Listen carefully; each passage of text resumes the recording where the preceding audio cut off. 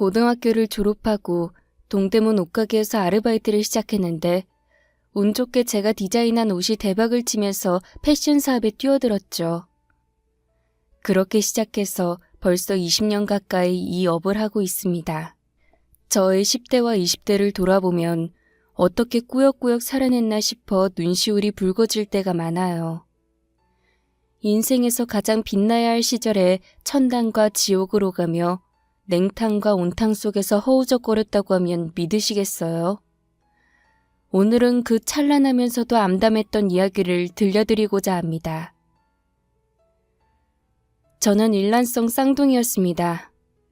제가 2분 먼저 태어났고 동생이 2분 늦게 태어났죠. 얼굴은 붕어빵처럼 똑 닮았지만 성격은 하늘과 땅만큼 차이가 났습니다. 제가 나서서 무언가 일을 벌이고 추진하는 편이라면 동생은 내성적이고 조용히 뒤에서 사부작사부작 따라오는 편이었어요. 저는 말을 빨리 배우고 걸음마도 또래보다 빨랐다고 하지만 동생은 모든 것이 느리고 5살 때까지도 말이 어눌해서 부모님을 걱정하게 했다고 합니다.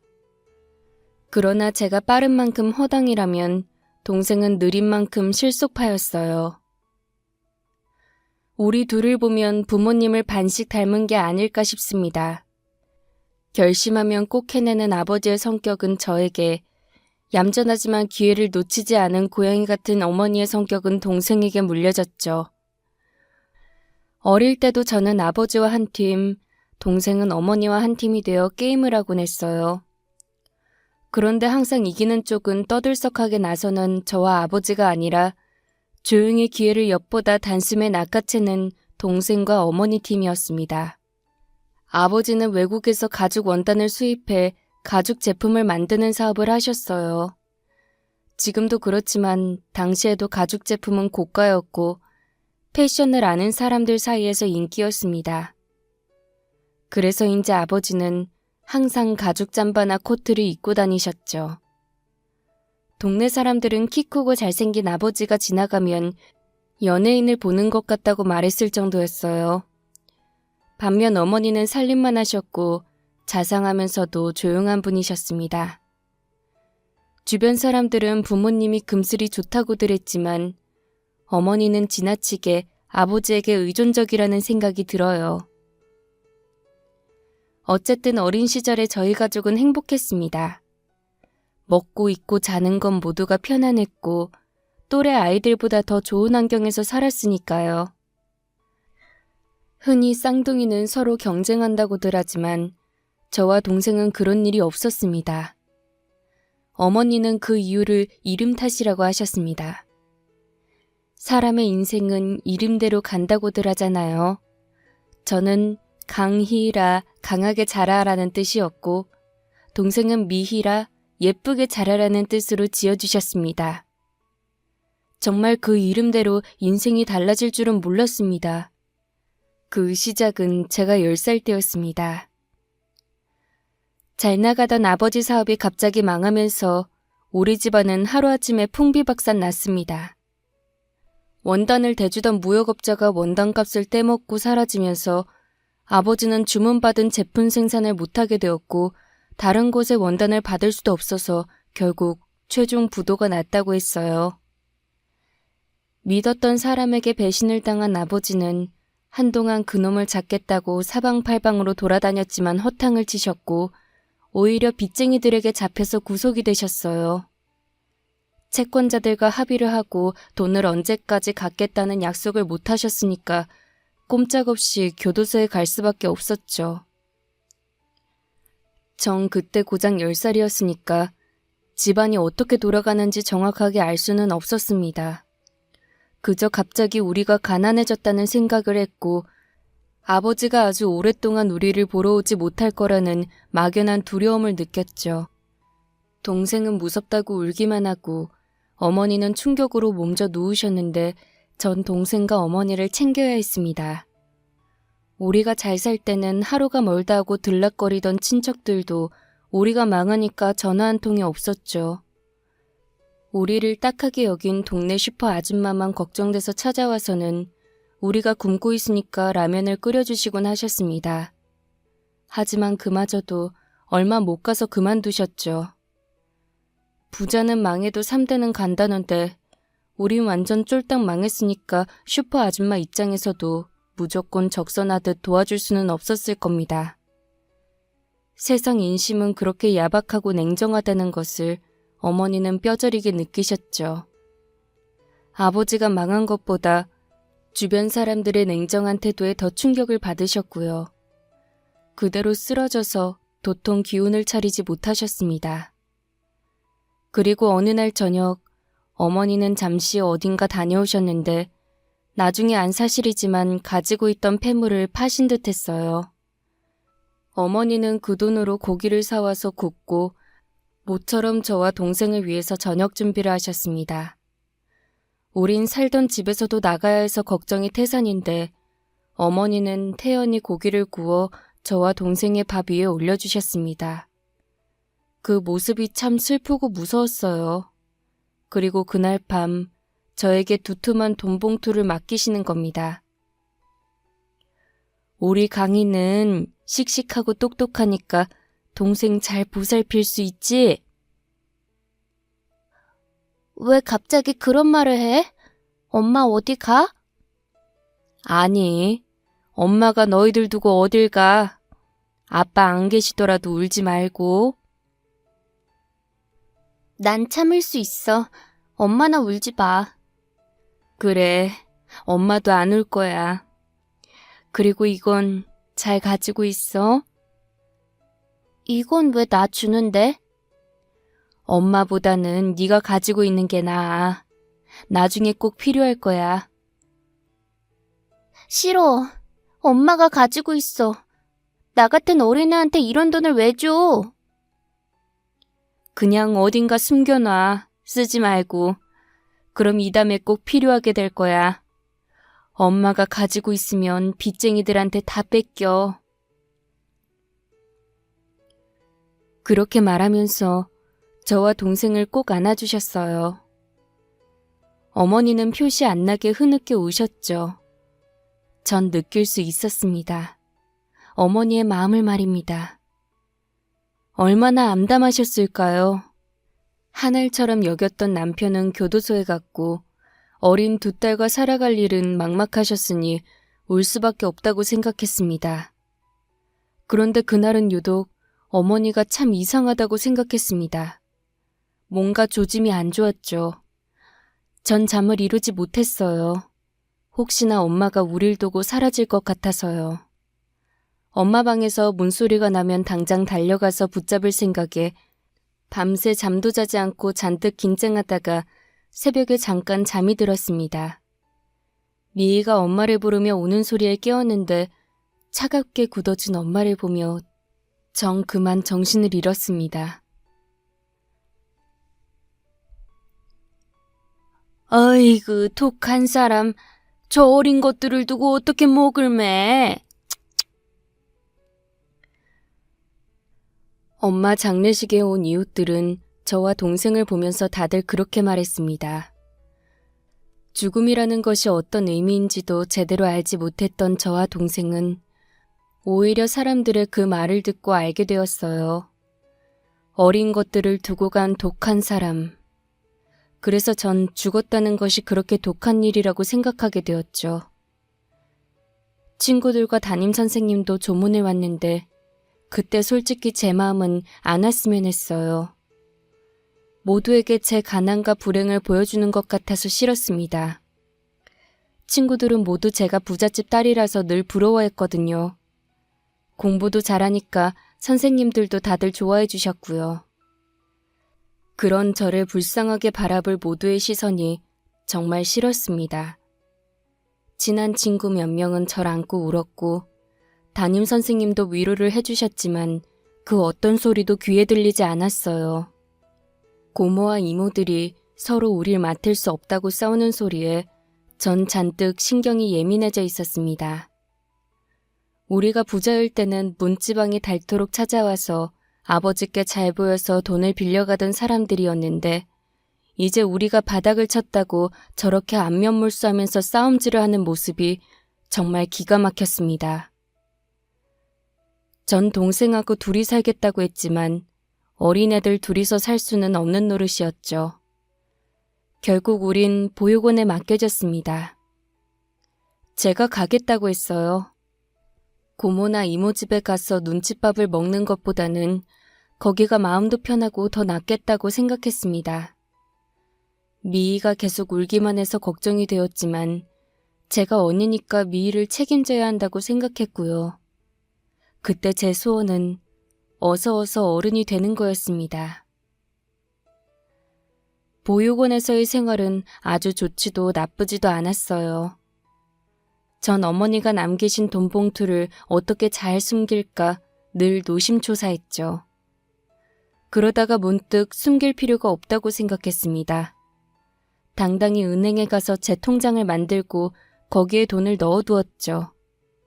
어린애가 꽤 큰 돈을 예금하니까 은행 직원이 어리둥절했지만 전 최대한 담담하고 태연하게 굴었어요.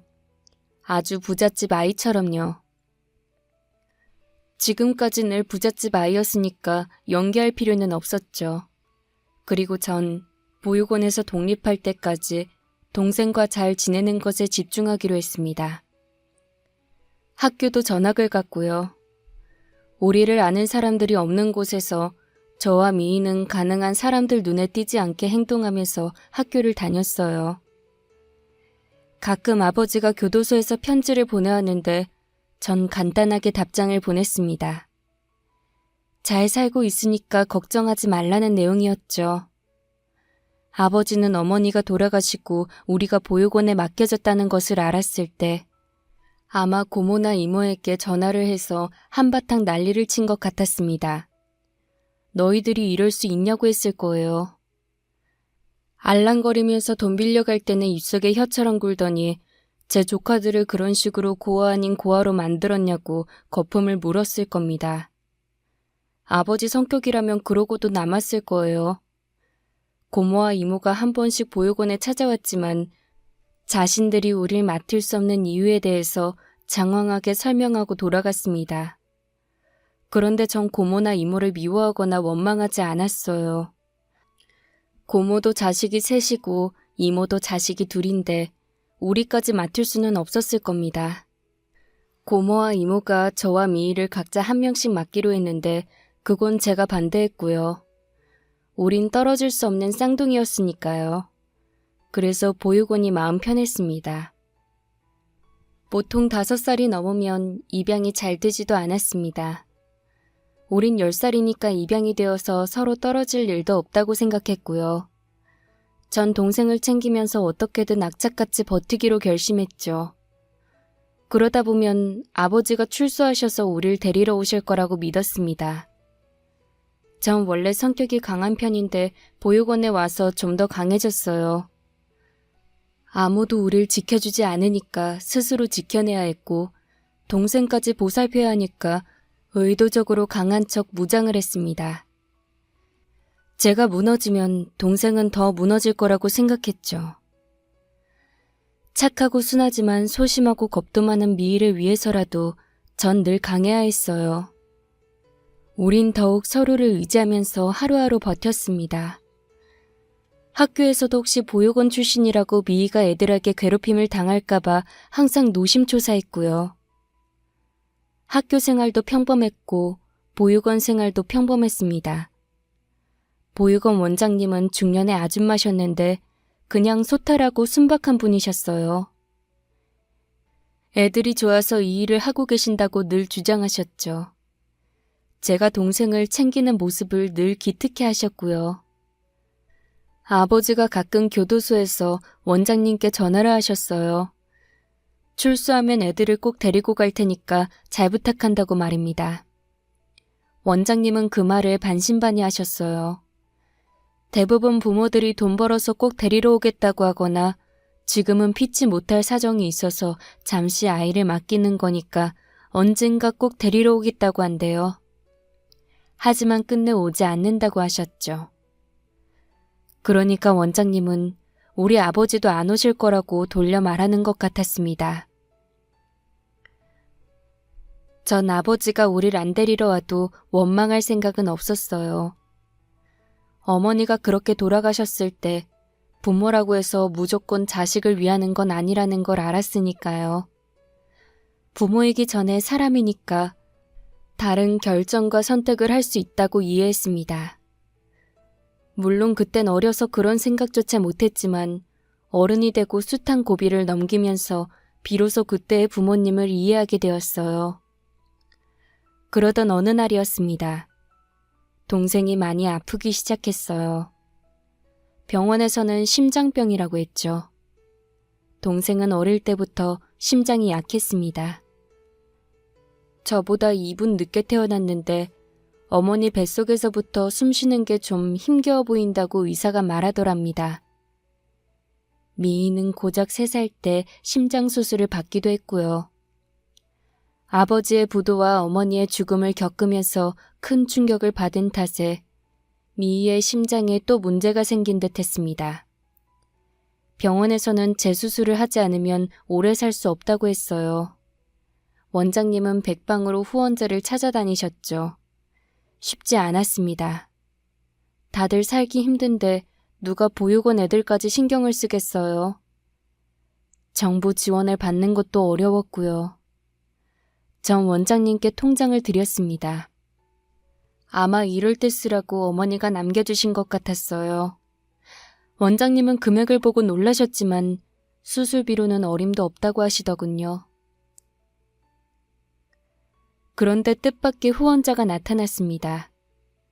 우리 보육원에 가끔 기부도 하시고 봉사도 오시는 부잣집 사모님이 계셨는데 선뜻 동생의 수술비를 대겠다고 하신 겁니다. 전 너무 기뻐서 눈물이 쏟아졌죠.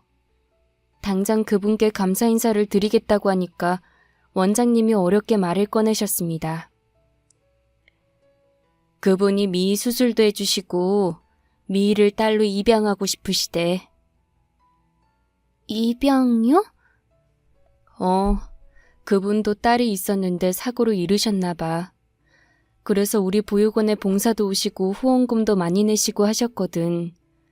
근데 언젠가 미희를 보시더니 딸 생각이 나셨나 봐. 사실 오실 때마다 미희를 보면서 참 예쁘게 생겼다고 말씀하시곤 했거든. 미희만 입양하시겠대요? 그래서 너에게 먼저 말하는 거야. 네가 미희를 끔찍이 여기는 거 나도 알아.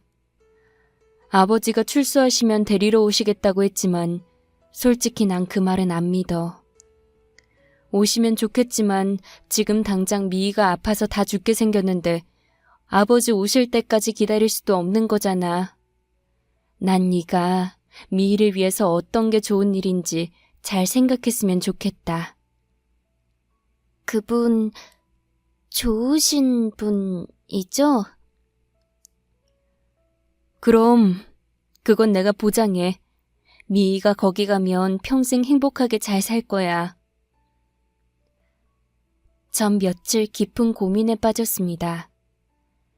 지금 제 힘으로는 미희를 살릴 수 없었고 원장님 말씀처럼 아버지가 우릴 데리러 오신다고 해도 그때까지 미희가 산다는 보장은 없었고요. 평생 미희를 지키겠다는 제 결심보다는 미희가 행복해지는 길이 더 중요하다는 결론을 내렸습니다. 원장님은 정말 잘 생각했다고 기뻐하셨지만 전 동생을 보내는 순간까지도 갈등이 많았어요. 미희는 그냥 수술하러 가는 줄 알고 들떠했죠. 언니, 나 수술 잘 받고 올게. 그래, 건강해져서 와. 알겠지? 나 수술 잘 되게 기도해야 돼. 알았어, 걱정 마. 그리고 이거 언니. 이거 네가 가장 아끼는 핀이잖아. 그러니까 언니가 갖고 있어. 나 없다고 울지 말고 이거 보면서 내 생각하라고. 건강해져서 오면 다시 줘. 알겠지? 그럴게. 어서 가. 사모님이 직접 차로 동생을 데리고 갔습니다. 전 먼발치서 사모님께 깊이 고개를 숙여 감사의 마음을 표시했고요. 사모님은 절 보시지 못한 듯 원장님께 말없이 고개를 끄덕이시더니 차를 타고 떠나셨습니다. 동생을 태운 차가 멀어지자 참았던 울음이 터졌어요. 얼마나 울었는지 모릅니다. 목이 붓고 심장이 굳어질 때까지 울었던 것 같아요. 더는 아프지 않을 때까지 울었던 것 같고요. 너무 울어서 더 이상 눈물이 안 나올 때까지 울었습니다. 그래야 견딜 수 있었어요. 전 억지로 버텼습니다. 언젠가는 동생을 꼭 만날 수 있을 거라고 믿으면서 열심히 생활했고요. 원장님은 간간히 미희 소식을 알려주셨어요. 수술이 잘 되었고 사모님 집에 가서 편안하게 잘 있다고 하셨죠. 혹시 저를 안 찾냐고 물으시니까 안 찾는다고 하더군요. 조금 섭섭했는데 한편으로는 다행이라고 생각했습니다. 언니 보고 싶다고 울면서 떼를 쓰면 양어머니가 얼마나 난감하시겠어요. 전 그냥 같은 하늘 아래 있는 것만으로도 괜찮다고 믿었습니다. 네가 미희 생각하는 건 알겠는데 그쪽 사모님 입장에서 생각해봐. 이제 딸로 입양해서 이름도 바꾸고 잘 키우고 있는데 네가 자꾸 연락하면 미희가 적응을 잘하겠니? 그러니까 어딘가에서 잘 살고 있을 거라고 생각하고 미희 행복만 빌어주자. 알겠지?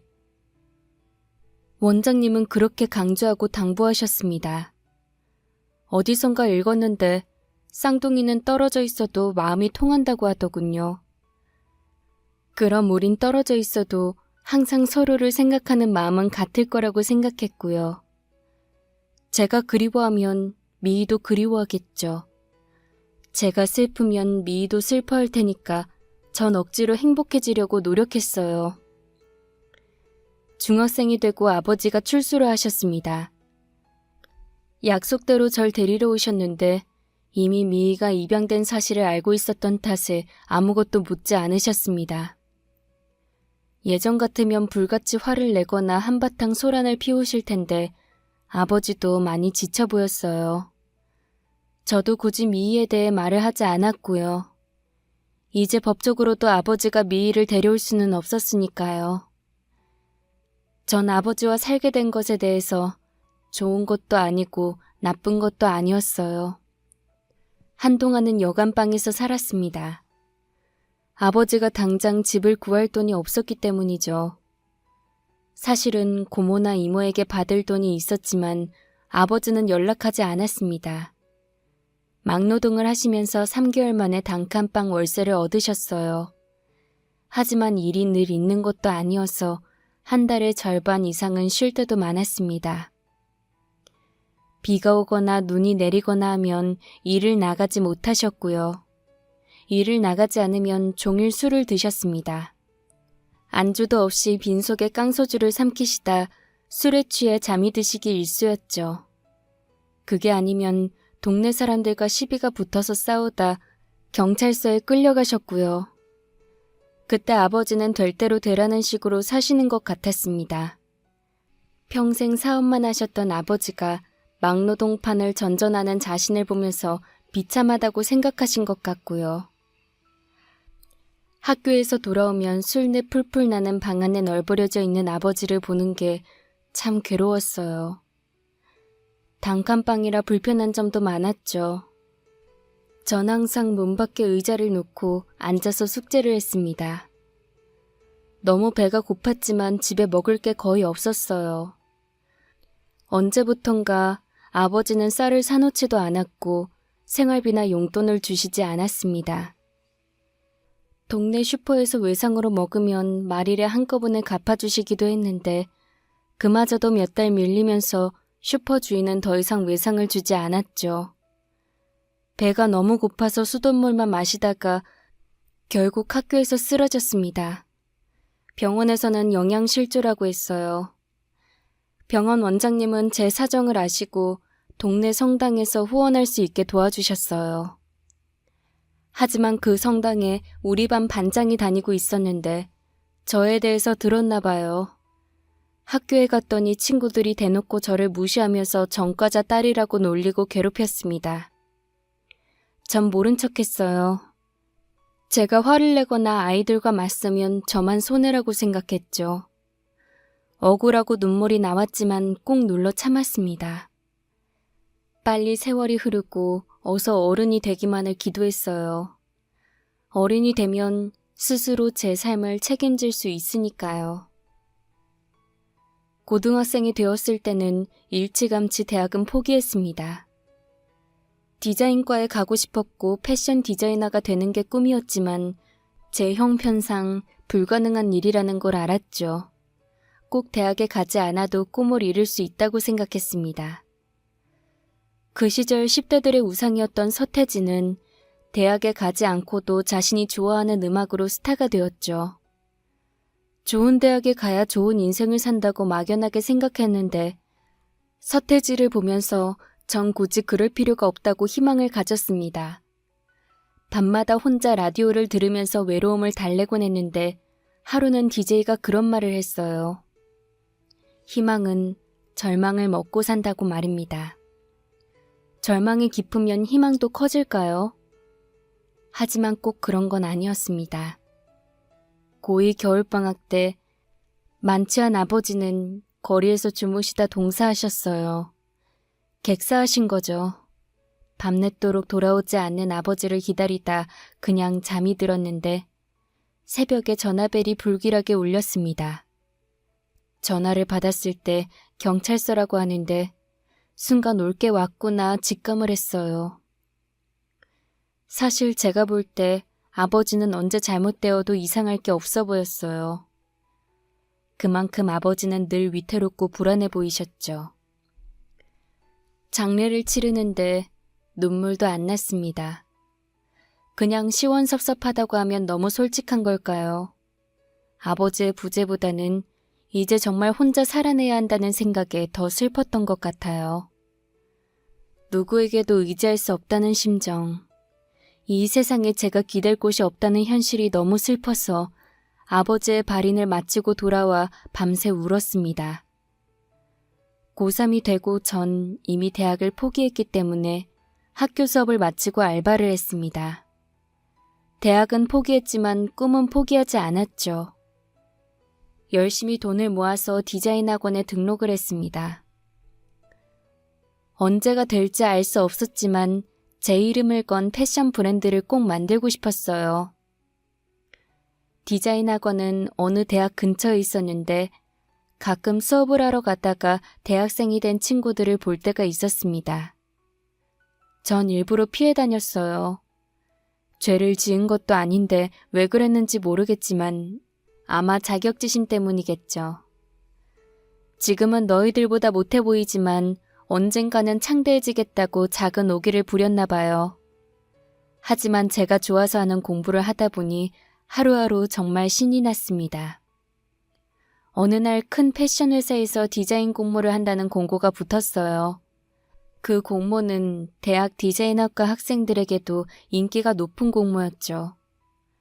당선만 되면 그 회사에 특제되는 특전이 있었기 때문이었어요. 전 공모에 도전해보기로 했습니다.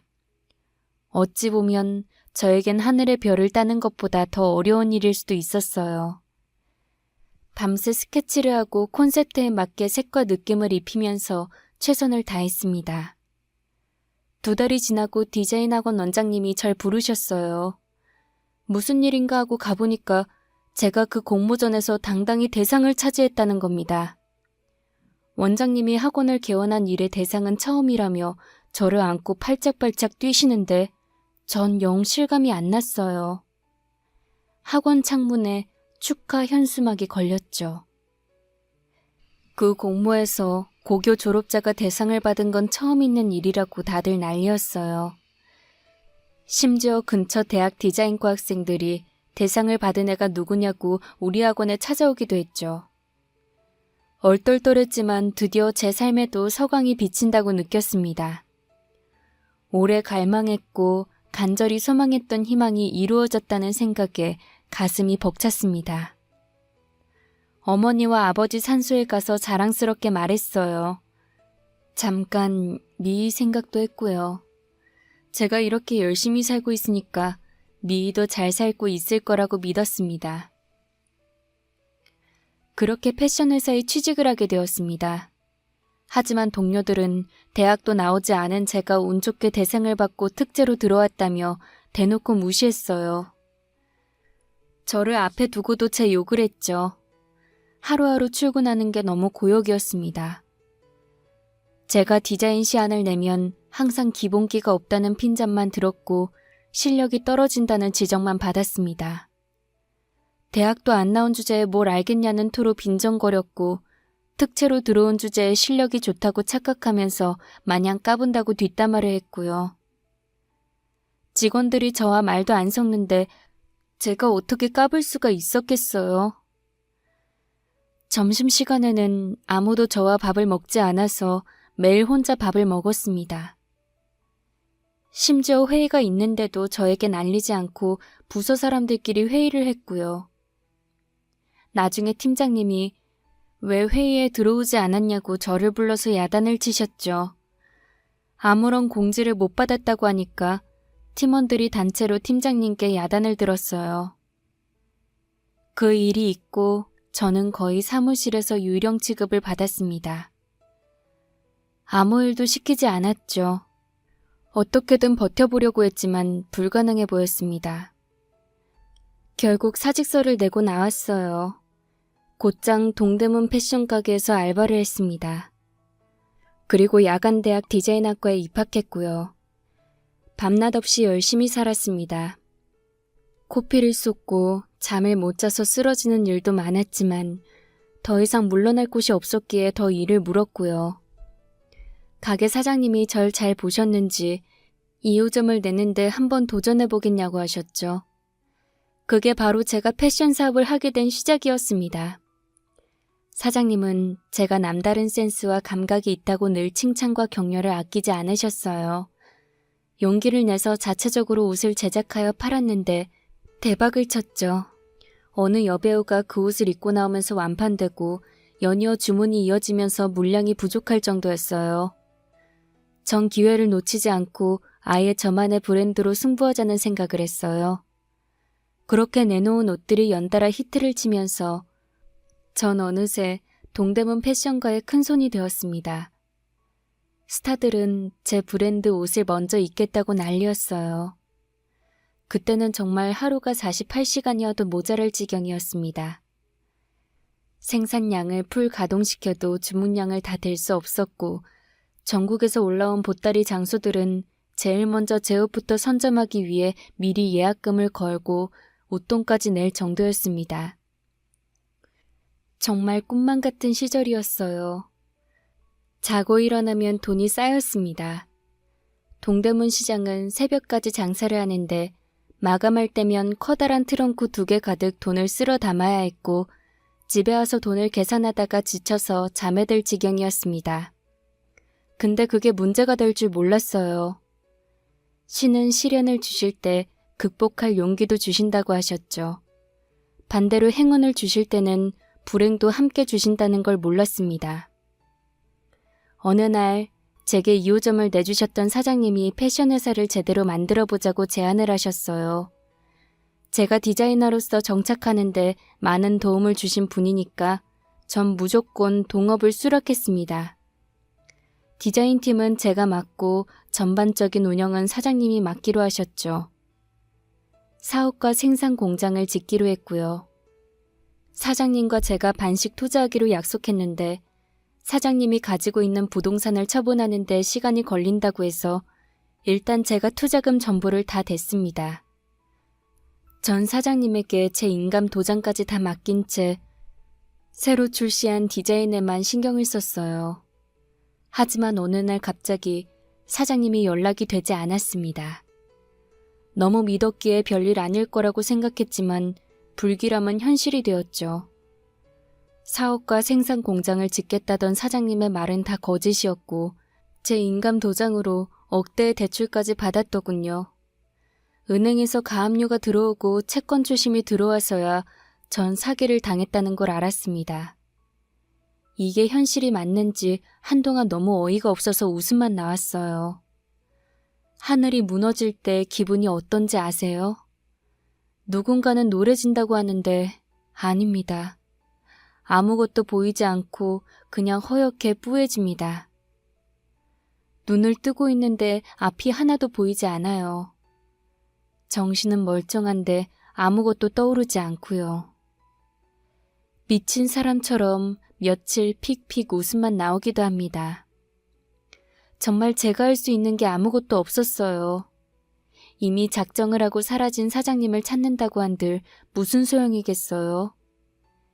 집과 차와 사무실 모두 넘어갔습니다. 나중에 주머니를 뒤져보니까 10,000원짜리 달랑 하나 남았더군요. 10,000원을 들고 거리를 헤매다가 어느 우동집에 들어가 우동 한 그릇을 먹었습니다. 3일을 굶고 처음 먹은 거라 정말 꿀맛이었어요. 빈털터리 주제에 배가 고픈 걸 보면 아직 정신을 못 차렸구나 싶었죠. 비까지 부슬부슬 내리는데 한참 걷다 보니 한강이었습니다. 거기로 가려고 작정한 건 아닌데 발길이 거기에서 멈추었어요. 그제야 눈물이 터졌습니다. 천천히 물속으로 발을 들여놓았죠. 한 걸음 내디딜 때마다 꿈이 사라지고 희망이 사라졌어요. 목까지 물이 차오르자 덜컥 겁이 났죠. 그때 누군가 소리를 치며 물속으로 뛰어들어와 저를 붙잡았습니다. 미쳤어요? 죽으려고 작정했어요? 웬 남자가 저를 끌고 밖으로 나가는데 전 안 나가려고 바둥거렸죠. 결국 남자가 저를 번쩍 안고는 밖으로 나왔습니다. 처음 보는 남자의 가슴을 치고 또 치면서 왜 살렸냐고 마구 소리치고 대들었습니다. 남자도 황당한지 한참이나 절 쳐다볼 뿐이었죠. 몸이 오들오들 떨리고 진정이 안 되었어요. 남자는 근처 가게로 절 데리고 들어갔습니다. 따뜻한 어묵 국물을 조금 먹고 나니까 정신이 들었죠. 전 그 자리에 앉아서 어묵꼬치를 10개나 먹었습니다. 남자가 어이없다는 듯 픽 웃더군요. 좀 전까지 죽겠다고 설치던 사람이 맞나 싶은 눈빛이었어요. 살려준 건 안 고맙지만 그래도 고맙습니다. 무슨 말이 그래요? 고맙다는 말입니다. 왜 죽으려고 했는데요? 그렇게 대놓고 물으니까 할 말이 없네요. 죽으려는 사람들 다 비슷하죠 뭐. 살 수 없으니까. 이 세상에 살 수 있어서 사는 사람이 몇 명이나 될까요? 그러는 그쪽은 죽고 싶다는 생각 안 해봤어요? 이 세상에 죽고 싶다는 생각 한 번 안 하고 사는 사람은 또 몇 명이나 되겠어요. 도대체 뭐 하시는 분이세요? 왜요? 오지랖 넓어 보이는 아저씨 같아요? 전 그날 생판 처음 보는 그 남자에게 제 얘기를 다 털어놓았습니다. 누구에게도 말하지 못했던 제 살아온 날들을 다 말했어요. 아마 다시는 볼 사람이 아니라고 생각해서 그랬나 봐요. 그런데 그 사람이 제 남편이 되었습니다. 죽음에 실패하고 사랑에 빠진 여자가 바로 저였어요. 남편은 퇴근을 하고 한강에 운동하러 갔다가 절 봤대요. 뭔가 조짐이 이상해 보여서 내내 눈이 갔답니다. 해병대 출신의 남편은 제가 물속으로 뛰어들자마자 몸을 날려 절 구한 거였죠. 그리고 제 살아온 얘기를 다 듣더니 다음날 맨정신으로 한 번 더 보자고 하는 거예요. 제 생명의 은인이니까 그냥 가벼운 만남으로 만났어요. 그랬더니 다짜고짜 자기한테 시집 오라는 겁니다. 남은 생은 자기에게 한번 맡겨보라는데 전 그만 펑펑 울고 말았어요. 오래 알고 지낸 사람은 제 뒤통수를 치고 도망갔는데 이제 얼마 되지 않은 사람이 저를 책임지겠다고 하니까 이상하게 마음이 놓이면서 온몸의 긴장이 확 풀어지는 느낌이 들면서 눈물이 터졌어요. 전 그렇게 그 사람과 결혼을 했고 또 희망을 꿈꾸었고 행복을 기도했습니다. 시댁에서도 절 따뜻하게 맞아주셨어요. 힘들었던 제 과거를 진심으로 위로해 주셨고 잘 살아왔다고 격려해 주시는데 이렇게 좋으신 부모님 밑에 자라서 남편이 그렇게 믿음직하구나 생각했죠. 전 빈털터리였지만 시아버님이 몰래 봉투를 주시면서 필요한 걸 사라고 하시더군요. 괜찮다고 사양했지만 며느리가 아니라 딸에게 주는 거라고 하셔서 더 이상 거절할 수가 없었습니다. 남편의 자취방에 신혼집을 꾸몄습니다. 남편은 디자인 공부도 하고 재기할 생각도 하라면서 늘 응원했어요. 남편은 제약회사 영업사원이었는데 주로 산후조리원에 필요한 약품을 점담해서 납품하고 있었죠.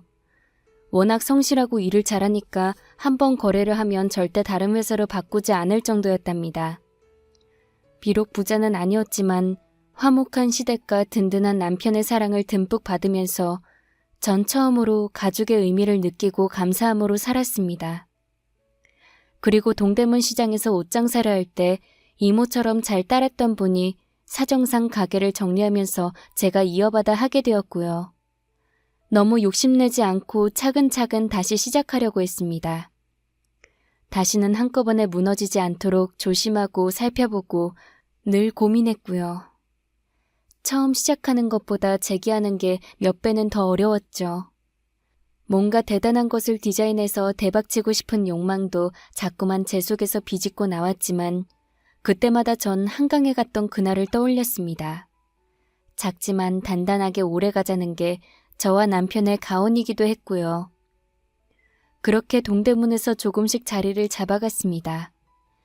결혼 2년 만에 임신을 하고 아들도 낳았어요. 남편이 약품을 납품하던 한 산후조리원 원장이 아들 출산 소식에 축하하면서 산후조리원 티켓을 선물하셨습니다. 그 산후조리원은 유명인이나 부유층 자제들이 주로 이용하는 최고급 산후조리원이었죠. 우리 같은 지극히 평범한 사람들은 언감생심 쳐다볼 수도 없는 곳이었어요. 전 출산하고 바로 그곳에 입소를 했습니다. 쾌적하고 넓은 조리원은 마치 5성급 호텔 같았죠. 시부모님은 제가 출산 전날까지 일하는 모습을 보면서 내심 걱정을 많이 하셨대요. 하지만 건강한 손주를 안아보시고는 그저 한방 웃음만 지으셨습니다. 아들이 복덩이라고 다들 한마디씩 했죠. 조리원에 입소하고 이틀 뒤에 산모의 건강을 체크한다면서 룸마다 전담 간호사가 일일이 방문을 했어요. 그때 아들에게 젖을 물리고 있었는데 간호사가 계속 저를 뚫어지게 쳐다보는 겁니다. 왜 그러세요?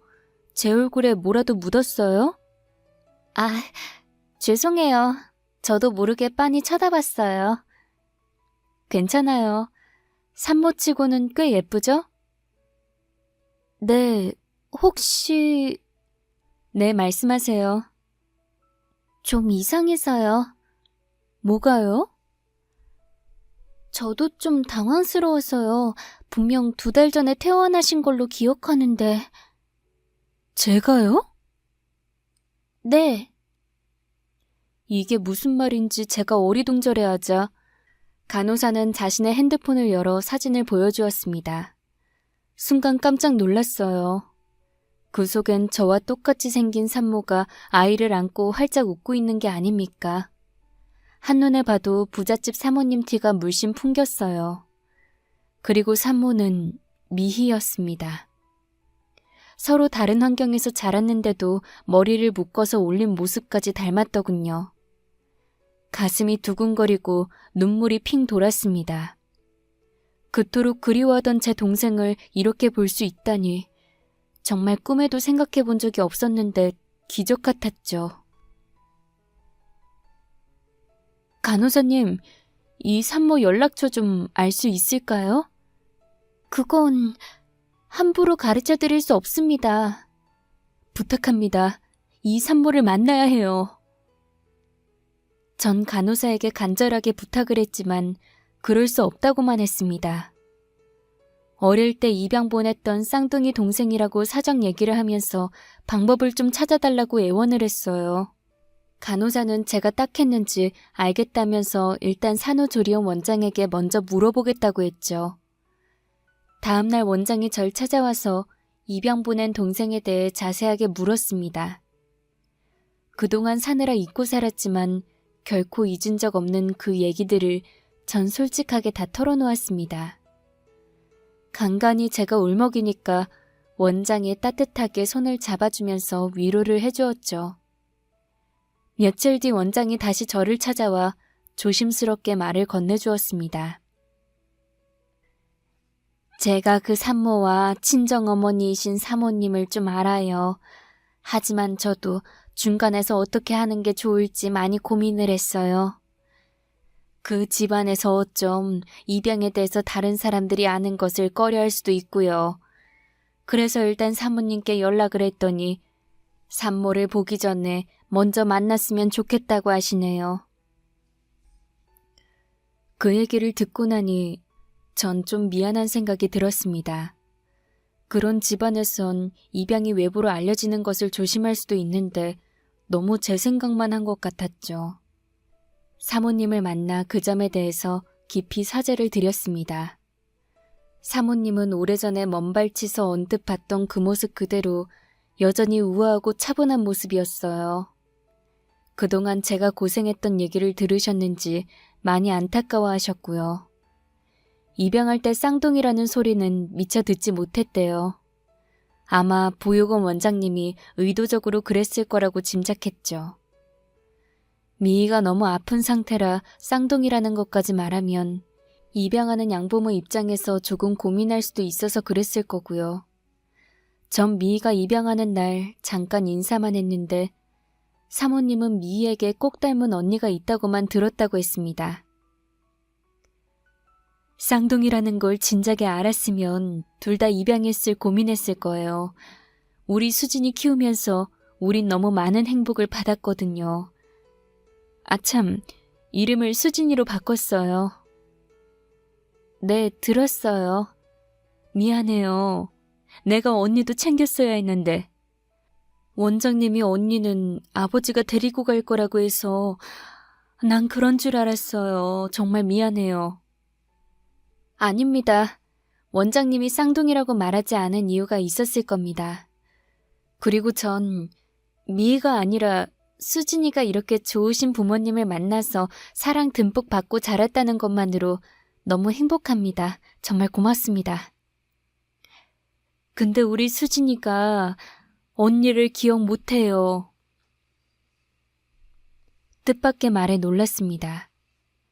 수진이는 입양이 되고 바로 심장수술을 받았답니다. 수술은 잘 되었고 회복도 빨랐고요. 곧 수진이는 사모님의 집으로 갔는데 언니만 찾으면서 매일매일 울기만 했대요. 언니에게 데려다 달라고 떼를 쓰고 밥도 먹지 않고 울기만 해서 정말 한동안 너무 힘이 들었고요. 어느 순간 지쳤는지 조금 잠잠해져서 다행이라고 생각했는데 어느 날 가정부가 일을 하느라 잠시 한눈을 판 사이에 집을 나갔답니다. 아마 언니를 찾으러 나간 것 같대요. 그때 사모님은 약속이 있어서 잠시 외출 중이었고요. 나중에 수진이가 나간 사실을 알고 사방팔방으로 찾아다녔지만 그날은 찾지도 못하고 혹시나 유괴를 당한 건 아닌가 가슴을 졸였는데 경찰에서 전화가 왔더랍니다. 사고가 났다는 말에 눈앞이 캄캄해졌대요. 길을 잃고 헤매던 수진이는 건널목을 보고 무작정 길을 건넜는데 마주오던 택시가 뒤늦게 수진이를 발견하고 급히 핸들을 꺾었지만 다른 쪽에서 오던 차와 부딪혔고 그 차가 수진이를 치는 바람에 저만큼 나가 떨어졌답니다. 급히 응급수술을 했는데 성공적이었대요. 하지만 의식을 차린 수진이는 부분 기억상실증이라는 판정을 받았답니다. 희한하게 자신이 미희라는 것도 입양된 것도 심지어 언니가 있다는 것도 모두 기억하지 못했대요. 오직 현재 부모님을 친부모님으로 알더랍니다. 사모님은 자신의 과거를 송두리째 잃어버린 아이가 너무 가여웠지만 한편으로는 그게 나을지도 모른다고 생각했고요. 정말 미안해요. 너무 이기적인 것 같지만 그땐 수진이가 아무것도 기억 못하는 게 그 아이와 우리를 위해서 낫다고 생각했어요. 그래서 일부러 수진이에게 과거를 찾아주려고도 하지 않았습니다. 스스로 기억을 되찾으면 어쩔 수 없지만 아직 기억을 찾지는 못했고요. 그래서 아마 언니를 만나도 자신과 너무 닮아서 신기해하겠지만 언니라는 건 모를 거예요. 사모님은 제가 놀랄 것 같아서 미리 만나서 그 말을 해주신 듯 했죠. 전 이해했습니다. 수진이가 기억을 되찾지 않기를 내심 바랐던 사모님의 솔직함에 오히려 감동을 받았어요. 그 정도로 우리 수진이를 친자식 이상으로 품었다는 의미니까요. 그리고 일주일 뒤 전 수진이를 만났습니다. 절 보자마자 깜짝 놀란 듯이 눈이 동그래지더니 한참 동안 뚫어지게 보는 겁니다. 안녕하세요. 전 김강이라고 해요. 아, 네. 전 진수진이라고 해요. 우와, 근데 우리 너무 닮은 거 아세요? 네. 안 그래도 사모님께서 제가 따님과 너무 닮아서 깜짝 놀랐다고 하시더군요. 제가 동대문에서 패션 사업을 하는데 제 지인이 사모님을 모시고 매장에 한번 왔다가 절 보셨나 봐요. 따님과 알고 지내면 너무 좋겠다 하셔서 이렇게 설렘 마음으로 왔습니다. 저도 엄마가 저랑 너무 닮았다고 해서 설마 했는데 진짜 놀랐어요. 무슨 출생의 비밀이 있는 줄 알겠어요? 그러게요. 그러더니 갑자기 사모님에게 묻는 겁니다. 엄마, 진짜 뭐 출생의 비밀 같은 거 있는 거 아니야? 지금이라도 솔직하게 말해요. 용서해줄게. 라고 유쾌하게 웃는데 전 눈물이 핑 돌았어요. 저와 사모님은 동생이 놀라지 않도록 적당히 둘러댔습니다. 그래도 수진이가 의심할 것 같아서 TV에 보면 연예인 닮은 꼴 사람들 많이 있는데 일반인들도 그럴 수 있다고 말했습니다. 동생도 그런 것 같다고 손뼉을 치면서 웃더니 이것도 인연인데 언니 동생하며 잘 지내자는 겁니다. 즉석에서 연락처도 주고받았고요. 사실 전 그날 동생과 좀 다르게 보이려고 평소 안 하던 화장을 진하게 하고 나갔거든요. 그래도 동생은 한눈에 자신과 제가 너무 닮았다는 걸 알아차리더군요.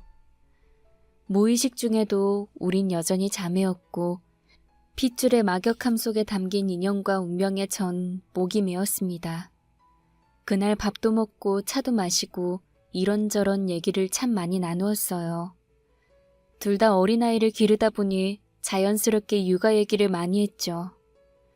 어린 시절에는 그렇게 수줍음 많고 조용한 아이였는데 지금의 수진이는 쉴 새 없이 수다를 떨고 밖에 웃으면서 옆 사람을 기분 좋게 만들었어요. 좋은 환경에서 사랑받고 자란 티가 났어요. 수진이의 남편은 모 IT 기업 대표라고 했어요. 둘이 만나서 연애하던 스토리를 쫙 풀어놓는데 한편의 드라마가 따로 없었죠. 우리 둘의 떠드는 모습을 시종일관 조용히 들으면서 미소 짓는 사모님의 그 모습도 전 감동 그 자체였습니다. 동생과 헤어지는데 언제 또 볼 수 있을지 마음 한편이 아렸습니다. 근데 나 그 핀 어디선가 본 것 같은데? 문득 동생이 돌아서다가 제 머리에 꽂힌 핀을 보더니 지나치듯 말을 하는 겁니다. 깜짝 놀랐죠. 기억은 없지만 무의식 저편에 혹시 동생은 절 기억하고 있는 것 같아서 두근거렸어요. 자신이 마지막으로 제게 준 그 핀을 기억할지도 모른다는 생각에 떨렸어요. 다행히 그거라도 기억해준 동생이 너무 고마웠고요. 전 헤어질 때 동생을 꼭 안아주었습니다. 또 보자는 말 대신에 건강하라고 말했어요. 행복해 보여서 너무 고맙다는 말 대신에 아이 잘 키우자고 약속했고요. 그렇게 10년의 세월이 흘렀네요. 여전히 전 동생과 가끔 연락하고 삽니다. 요즘은 10살짜리 아들 녀석들 때문에 골치가 아프다고 서로 하소연합니다. 언젠가 여성 잡지에 젊은 기업인을 소개하는 코너가 있었는데 동생의 남편과 동생 그리고 10살 아들의 행복한 모습이 실린 것을 봤어요. 괜히 뿌듯하고 감격스럽고 그랬습니다. 동생은 남편과 다투거나 속상한 일이 있으면 늘 저에게 문자를 하고 전화를 걸어요. 제가 제일 편하다고 하네요.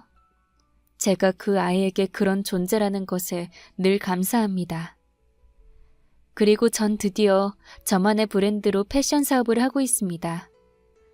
아직 크게 성공한 건 아니지만 나름 업계에서는 인정을 받고 있습니다. 제가 디자인하고 만든 옷이 동대문 시장에 풀리면 대박을 치기도 하고요. 더 큰 욕심은 부리지 않아요. 동생도 잘 살고 저도 제 꿈을 이루었으니까요. 이 정도면 성공한 게 아닌가 혼자서 생각도 합니다. 이제 40을 넘겼고 앞으로 더 살 날이 많지만 전 쉽지 않은 제 인생에서 많은 것을 잃었고 많은 것을 얻었습니다. 그래서 이제 알아요. 많이 얻으려고 욕심을 부리면 많이 잃는다는 것을요. 그래서 앞으로는 채우는 것보다 나누면서 살까 합니다. 남편과 오랜 상의 끝에 곧 딸을 입양할 생각입니다. 물론 마음으로 자식을 낳는 거니까 나누는 건 아닐 수도 있어요. 제가 나누겠다고 한 것은 제 진심을, 제 열정을, 제 사랑을 나누겠다는 겁니다. 제 아이들에게 좋은 엄마가 되려고 해요. 그 아이들이 좋은 어른으로 자랄 수 있도록 열심히 지켜줄 겁니다. 청춘의 시절에 천당과 지옥으로 갔고 냉탕과 온탕 속에 빠져 허우적거렸지만 다 극복하고 이렇게 살아남은 제가 기특하기도 해요. 이제 전 매일 제 가족과 동생의 가족을 위해서 기도합니다. 건강하고 행복한 날들이 될 수 있도록 전 더 열심히 살아갈 거고요. 여러분도 매일매일 건강하고 행복한 나날 되세요. 감사합니다.